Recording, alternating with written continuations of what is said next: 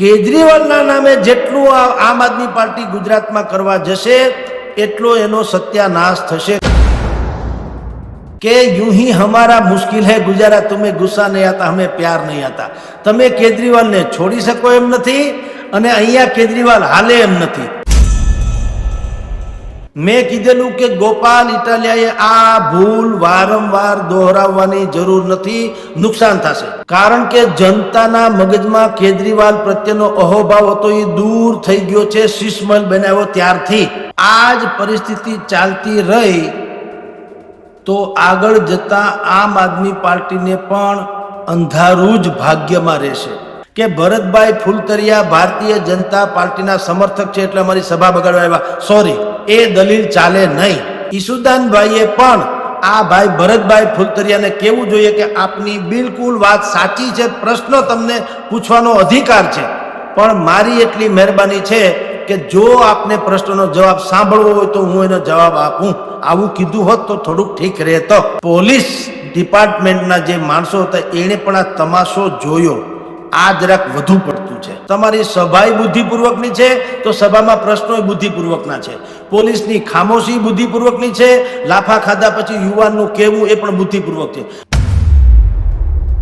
વિસાવદર પછી આમ આદમી પાર્ટીનું નિશાન મોરબી છે અને એટલા માટે છે મોરબીને સૌરાષ્ટ્રનું પેરિસ કહેવાય છે।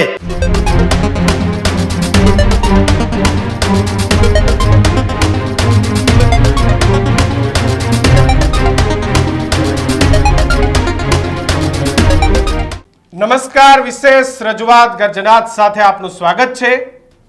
ચર્ચા એ કે હવે વિસાવદરવાળી થશે આવી ચર્ચાઓની વચ્ચે ચર્ચા હવે એ શરૂ થઈ ગઈ છે રાજકારણની અંદર કે હવે લાફાવાળી થશે।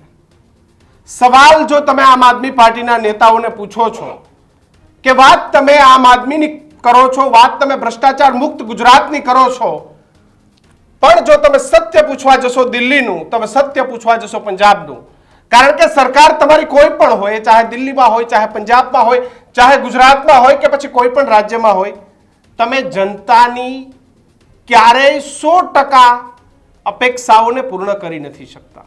એ ચાહે કોઈ પણ સરકાર હોય, કોઈ એમ કહેતા હોય કે આખા રાજ્યની જનતા સુખી છે તો એ વાત ક્યારેય શક્ય નથી। એ ચાહે ભારતીય જનતા પાર્ટીની ગુજરાતમાં સરકાર હોય કે પછી કર્ણાટકમાં કોંગ્રેસની સરકાર હોય કે પછી દિલ્હીમાં એ જે તે સમયની આમ આદમી પાર્ટીની સરકાર હોય, અપેક્ષાઓ પૂર્ણ થતી નથી। ભ્રષ્ટાચાર એ દરેક સરકારોમાં થયા જ કરે છે અને જો આ પ્રશ્ન તમે જાહેર સભાની અંદર ગુજરાતની અંદર આમ આદમી પાર્ટીના ઈસુદાન ગઢવીને પૂછવા જાઓ અને દીક્ષિત લાફાવાળી થાય તો પછી તમારી સરખામણી પણ ભાજપ અને કોંગ્રેસ સાથે કેમ ન કરવી, આ પ્રશ્ન મારો આમ આદમી પાર્ટીને છે। એટલે કેમ ન કરવી પ્રશ્ન જ નથી, થઈ ગયો છે આ પ્રશ્ન કે એક બેઠક જીત્યા બાદ ઉત્સાહ ઉમંગ સામાન્ય રીતે હોય ને હોવો જ જોઈએ, કારણ કે અનેક લોકો એવા મેળા ટોણા મારતા હતા કે ગુજરાતમાં ત્રીજો પક્ષ સફળ નથી, તમને સફળતા તમને મળી રહી છે તો એનો મતલબ એવું નથી કે આપણે કોઈ સાથે ગમે તેવું વર્તન કરીએ। ઈસુદાનભાઈ એવું કહે છે કે ભાઈ આ માણસ કોણ હતો એ મને નથી ખબર, તો ઈસુદાનભાઈ હું તમને કહું છું કે માણસ ઉપર જઈને પોલીસ ફરિયાદ નોંધાવી દો કે અમારી સભામાં આવીને બબાલ કરી હતી, જે ફાવે સ્ટેટમેન્ટ આ પ્રકારનું, પરંતુ કોઈ જનતા તમને સવાલ કરે છે તો તમારે જવાબ આપવાનો હતો। 10 મિનિટ સુધી બેસીને જવાબ આપવાનો હતો કે હા ભાઈ તારા મગજમાં આ વાત છે, આ ક્લિયરિફિકેશન જો ઈસુદાન ગઢવી આપતા પણ હતા, પણ ત્યાં રહેલા વ્યક્તિએ અસામાજિક તત્વ જેવું વર્તન કરી અને જો કોઈને લાફો મારે છે તો બિલકુલ ચલાવી લેવામાં ન આવે, કારણ કે આ ગુજરાત છે, શાંતિનું ગુજરાત છે। જો ભાજપના નેતાના ઈશાને પણ આ રીતે કોઈને લાફો મારે તો એના ઉપર પણ આપણે સવાલો ઉઠાવ્યા છે, કોંગ્રેસના નેતાઓમાં પણ આવું વર્તન થાય તો સવાલ ઉઠાવ્યા છે, અને આમ આદમી પાર્ટી પણ જો એવું સમજતા હોય કે ભાઈ નહીં અમને કોઈ સવાલ ન કરી શકે, ઈસુદાનભાઈ બુદ્ધિપૂર્વક પોલિટિકલ જવાબ આપી દે કે મુખ્યમંત્રી એવી ચાલ કરવા આવે કે કોક આવીને ચાહે એક જણો આવીને સવાલ પૂછે ને તમે લાફો મારી દો ને એ લાફો મારવા વાળો વ્યક્તિ એનો, પૂછવા વાળો વ્યક્તિ એનો, યા કદાચ પૂછવા વાળો હોઈ શકે ભાજપનો વ્યક્તિ, પણ જે જવાબ હતો ને ઈસુદાનભાઈનો એ ગળે ઉતરતો નથી। આ જ મુદ્દા આજે આપણે ચર્ચા કરવી છે। આપણી સાથે રાજકીય વિશ્લેષક, વરિષ્ઠ પત્રકાર, હેડલાઇન ન્યૂઝના ગ્રુપ એડિટર જગદીશ મહેતા આપણી સાથે જોડાઈ ગયા છે। જગદીશભાઈ, વિસાવદરવાળી તો થઈ ગઈ પણ હવે લાફાવાળી શરૂઆત થઈ ગઈ। દીક્ષિતભાઈ, આપણે ત્યાં કે ને દીવા તળે અંધારું, જો આ જ પરિસ્થિતિ ચાલતી રહી તો આગળ જતા આમ આદમી પાર્ટીને પણ અંધારું જ ભાગ્યમાં રહેશે. વિસાવદરમાં જ્વલંત વિજય થયો ત્યારે પણ આપના સહિતની ચેનલમાં મેં કીધેલું કે જો ગોપાલ ઇટાલિયા ભાઈ ભાદાણી જેવું ન કરે અને બીજા જે ભૂપત ભાયાણી જેવું ન કરે કે હર્ષદ રીબડિયા જેવું ન કરે તો મેળ પડવાનો. પણ જો ગોપાલ ઇટાલિયા પણ આવું કંઈક કરશે તો આમ આદમી પાર્ટીને મેળ નહીં પડે. બે વાત મેં મુખ્ય કરી હતી. એક આ કે ભૂપત ભાયાણી વાળું કે હર્ષદ રીબડિયા વાળું ગોપાલે નહીં કરવું જોઈએ, અને બીજી એક મેં વાત કરી હતી જે અત્યારે પ્રસ્તુત છે એટલે કહું છું કે તમે જેટલી વખત કેજરીવાલની સરકારની ગુણગાન ગાશો એટલા તમારા માર્ક ઘટવાના.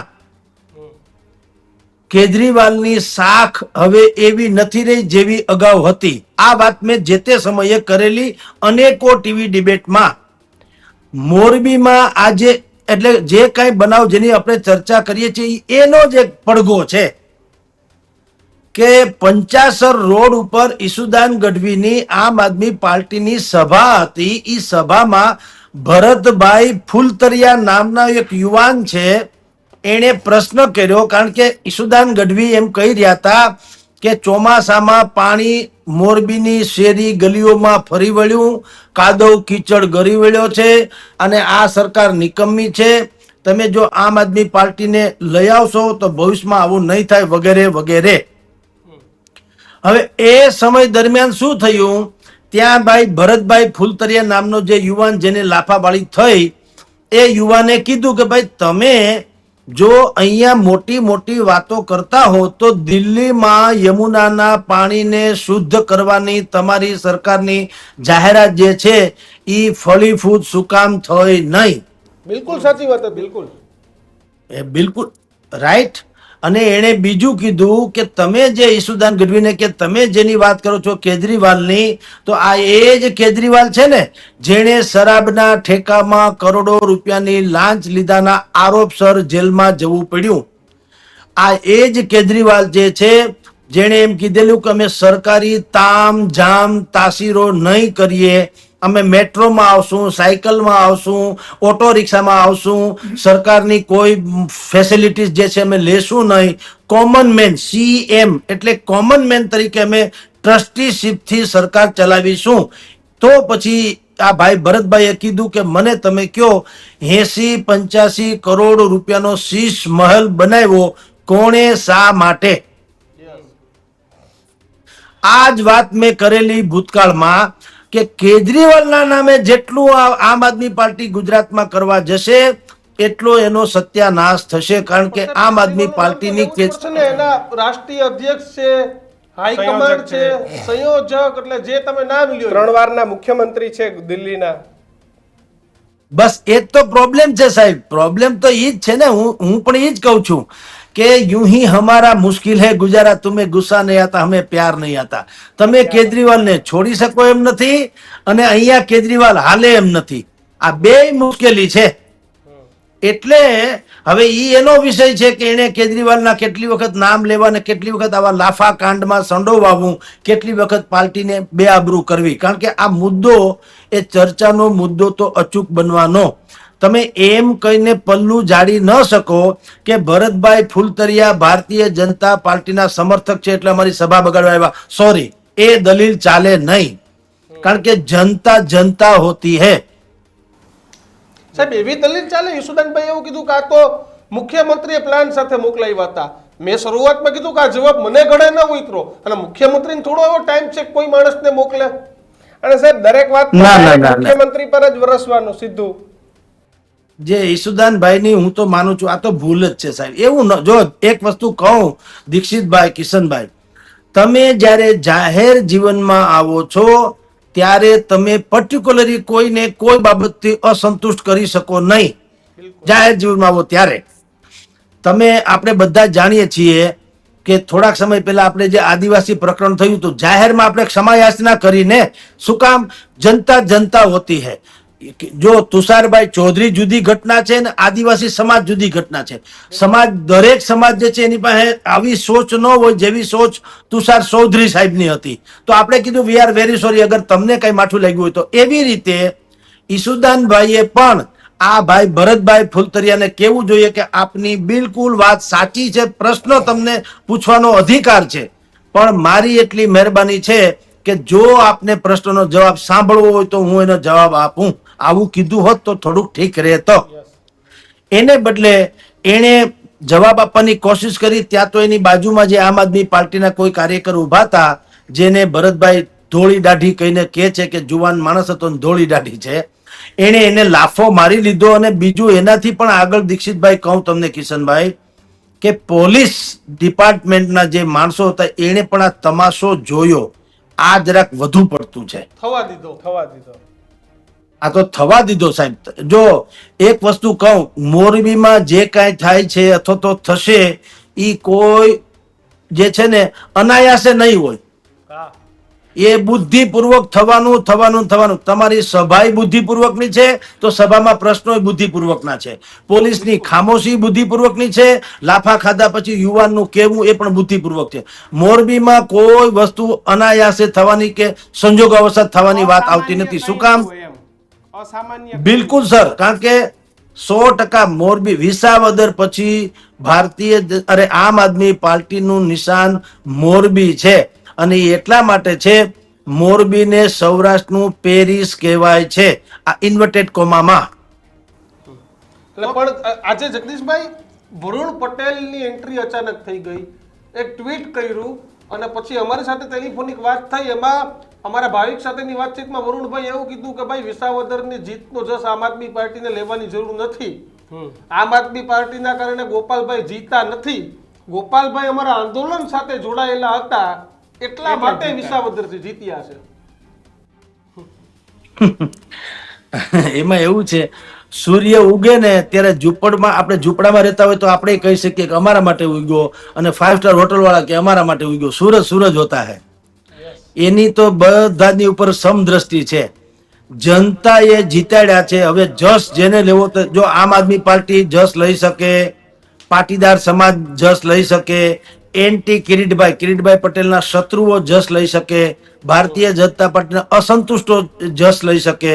એવી રીતે વરુણભાઈ પણ કહે કે અમે પાસમાં હતા, ભૂતકાળમાં અમારા આંદોલન સાથે જોડાયેલા. એટલે તો મને તમે કયો વરુણભાઈને કે તો બધા જ પાસ વાળા કેમ જીતી જતા નથી? યસ, લલિત કગથરા હારી ગયા, લલિત વસોયા હારી ગયા, ઘણા બધા હારી એ જ કહું છું. અને પાછું માથા છે હારી જનારા પણ. એકચ્યુઅલી હાવ સાચું મૂલ્યાંકન ઈ છે વિસાવદરમાં એન્ટી ઇન્કમ્બન્સી જીતી છે અને ગોપાલ ઇટાલિયા જીતા છે. એન્ટી ઇન્કમ્બન્સી કહું છું, ભારતીય જનતા પાર્ટીની સામેની થોડીક નારાજગી સ્થાનિક લેવલની કહું. કિરીટભાઈ પટેલ એની સામેની જે નારાજગી હતી એની સામે પાછું બધાને વિકલ્પ મળ્યો. કમસે કમ એની તુલનામાં તો ગોપાલ ડેબ્યુ કહેવાય કે નવોદિત કહેવાય એની કિરીટભાઈની તુલનામાં. એટલે બિલકુલ તમને 10 રૂપિયામાં છાસ ને 10 રૂપિયામાં રબડી મળે તો છાસ કોણ લે, રબડી ન લે. એટલે ગોપાલ જીતી ગયા. એમાં આમ આદમી પાર્ટી પણ, મેં તો તે દિવસે જયારે આ બધું ચાલતું હતું વિસાવદર વિશે ત્યારે મેં તો અનેકો વખત કીધું. એક વખત જયારે ગોપાલ ઇટાલિયાએ ત્યાં સભા રાખી હતી કેજરીવાલની ને જાહેર શો વગેરે કર્યો તો એ દિવસનું તમે કોઈ પણ ટીવી ચેનલ ખોલી જુઓ. મેં કીધેલું કે ગોપાલ ઇટાલિયાએ આ ભૂલ વારંવાર દોહરાવવાની જરૂર નથી, નુકસાન થશે. કારણ કે જનતાના મગજમાં કેજરીવાલ પ્રત્યેનો અહોભાવ હતો એ દૂર થઈ ગયો છે શીશમહેલ બનાવ્યો ત્યારથી. એટલે જેટલો સમય ઈ ભગવતભાઈ શીશમહેલની અસર ગુજરાતના લાગુ પડે 100% સાહેબ. ગુજરાતની જનતા નહીં હોતી હે. જુઓ સાહેબ, 100 વાતની એક વાત દુનિયાના કોઈ પણ છેડે હવે બને. આ મોબાઈલ ઇન્ટરનેટના યુગમાં કોઈ વસ્તુ આયાતી રહેતી નથી, બધી ભાયાતી થઈ જાય. પણ મહેતા સાહેબ તમારું સભાની અંદર પ્રશ્ન પૂછવો, ખાસ કરીને આમ આદમી પાર્ટી વિપક્ષમાં છે, આપ સમજો. સત્તા પક્ષને પ્રશ્ન લોકો પૂછતા હોય તે બંધ કરાવી દે. તો સાહેબ આ કેટલું શોભે છે? ભાજપ, કોંગ્રેસ અને આ ફરક શું રહ્યો? બિલકુલ રાહુલ નહીં. ગાંધી જુઓ, પૂછવા જાઓ, ભાઈ, કિશનભાઈ. જાહેરમાં પૂછો કે તમે મુસ્લિમોને શું કરવા સપોર્ટ કરો ને ત્યાં તમને લાફા પડે. તમે ભાજપમાં કંઈક પૂછવા જાવ તમને બેહાડી દે. તો આપમાં યાદ છે સાહેબ. જુઓ, તમને ખબર હશે વડોદરામાં એક ફંક્શન હતું અને એ ફંક્શનમાં ત્યાંના એક કોર્પોરેટર જોશી કરીને છે, એણે બે બહેનો જે હરણી કાંડમાં જેના છોકરાનો ભોગ લેવાનો એ બંને માતાઓને રજૂ કરી. આક્ષેપ એવો છે કે કોર્પોરેટરે રજૂ કરી, કારણ કે કોર્પોરેટર પહેલેથી એને મદદ કરતા હતા. પણ એ બે બહેનોએ ચીફ મિનિસ્ટર મુખ્યમંત્રી ભૂપેન્દ્રભાઈ પટેલને તે જ હોલમાં કાર્યક્રમની વચાળે ઊભા થઈને આવી જ રીતે, જેવી રીતે અત્યારે તમે દ્રશ્ય બતાવો છો આ ભાઈ યુવાન ભરતભાઈનો, એવી રીતે બે બહેનો ઊભી થઈ હતી, બેનને માતાઓ, અને એણે ભાઈને કીધું ભૂપેન્દ્રભાઈ પટેલને મુખ્યમંત્રીશ્રીને કે આપ અહીંયા આવા ઉદ્ઘાટન વગેરે કાર્યક્રમમાં આવો છો પણ અમારા છોકરા વયા ગયા છે એનો ન્યાય તો અમને મળતો નથી, તો એના માટે ક્યારે આવશો વગેરે વગેરે. એમાં તમે જુઓ જે હાલત અત્યારે ભાઈ આમ આદમી પાર્ટીના લોકોએ અત્યારે આ ભરતભાઈની કરી મોરબીમાં, એવી જ બહેનોની હાલત મુખ્યમંત્રીશ્રીએ પણ કરી દીધેલી. એણે કીધું બેનને, ત્યારે પણ જનતાને આપણે કહીએ, આપણે ત્યારે જ આપણે ત્રણેય ડિબેટ કરી હતી કે આ એજન્ડા ન હોય તો બિલકુલ. ન હોઈ શકે. ત્યાં એવું કોઈ લાફાલાફી કે એવું કોઈ વર્તન નતું થયું ભાઈ. એ મુખ્યમંત્રીનો નતું. પ્રોટોકોલ હા, છે. પણ તમે હોય તો તમે અંદર જઈને વાત કરી શકો, એ બહેનોને ત્યાંથી બહાર લઈ જવા. તોય ત્યાં સરકારે પણ સંયમ રાખ્યો હતો. તમે આયા તો સીધા હા હા, લાફા. પણ કોઈ, હા બિલકુલ, મોટા માણસનો ઠપકો લાફાથી પણ વધુ હોય છે. મુખ્યમંત્રીએ કીધું બહેનોને કે બહેનોને કીધું કે તમે એક ચોક્કસ એજન્ડા સાથે આવ્યા છો એટલે તમે આ સભાપતિ પછી એ શબ્દ ન વાપરવો જોઈએ, એમ કેવું જોઈએ કે બેન તમે તમારી વાત સાચી છે, હરણીકાંડ થતા થઈ ગયો છે, એમાં જેની કોઈ કસૂરવાર હશે એને અમે છોડીશું નહીં, પરંતુ શું આપ એવું ઈચ્છો છો કે જ્યાં સુધી હરણીકાંડનો કોઈ ન્યાય ન થાય તમારી દ્રષ્ટિએ ત્યાં સુધી કોઈ કાર્યક્રમ વિકાસના ન કરવા એવું ઈચ્છો તો ગમશે, એવું સારું લાગશે? આખા વડોદરાનો કોઈ વાંક ખરો વિકાસનો? આવું કર્યું હોત તો ચાલ્યું હોત.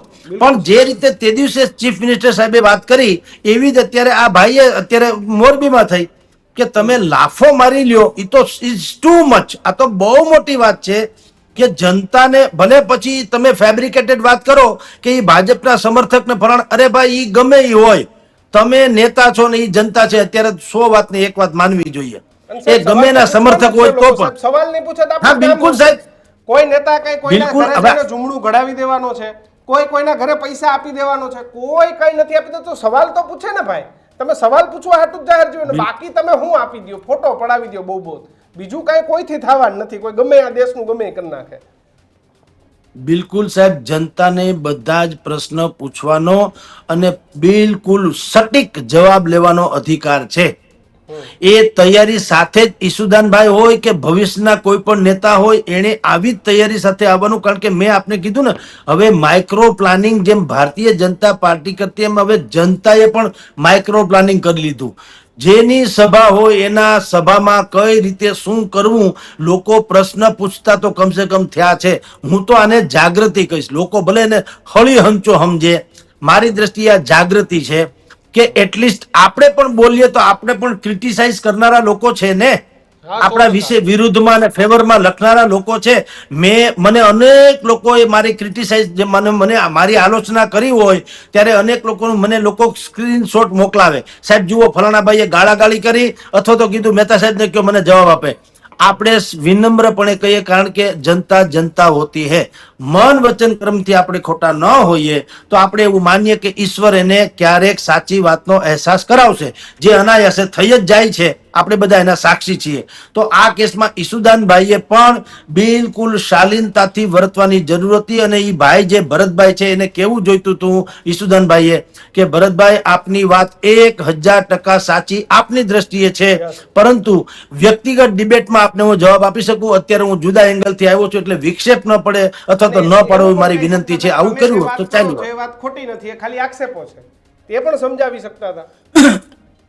હા, પણ એવું તો કહી શકે એમ નથી. આક્ષેપ તો છે નહીં. શીશ મહેલ તો આપણે સાક્ષાત્કાર છે, આક્ષેપકાર ક્યાં છે? હા, એ તો આપણે બધાએ જોયું એ છે. તો સાક્ષાત્કાર છે. એમાં રહેવાય નથી ગયા સાહેબ પાછા. અને બીજું જાહેર નહીં, એને તો- યમુના નદીની સાફ સફાઈની વાત, ગંગા સાફ સફાઈની વાત ચાલે. એ યમુનાની સાફ સફાઈની વાત પહેલા મેનિફેસ્ટોમાં આઈ થિંક 12-13માં પહેલી વખત સ્કૂટ થઈ ત્યારથી હતું. ત્યાં 24 સુધી આયલું આવ્યું, હમણાં ગઈ ત્યાં દરેક છઠ પૂજામાં સાહેબ યમુનાની પરિસ્થિતિમાં કેવી રીતે માતાઓ બહેનો ત્યાં છઠ પૂજા કરે છે એના વિડીયો ફોટો આપણે દરેક નેશનલ અને ઇન્ટરનેશનલ મીડિયામાં જોઈએ છીએ. છઠ પૂજાનું કવરેજ તો ઇન્ટરનેશનલ મીડિયા કરે છે.